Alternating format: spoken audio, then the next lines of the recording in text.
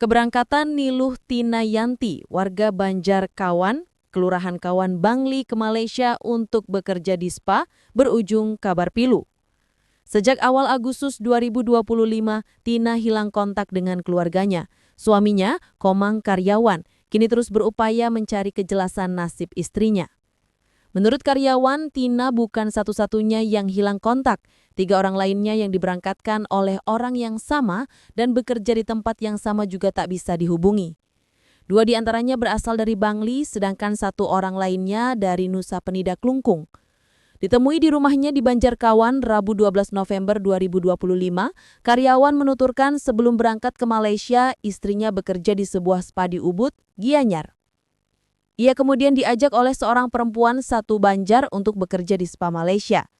Tina berangkat pada Maret 2025 hanya berbekal paspor, sementara surat kerja dijanjikan dibuatkan di Malaysia. Setibanya di negeri jiran, ia langsung bekerja di spa tersebut, sedangkan surat kerja butuh proses hingga 4 bulan.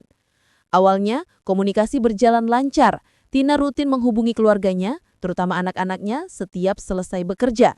Pada 5 Agustus malam, kontak terakhir terjadi.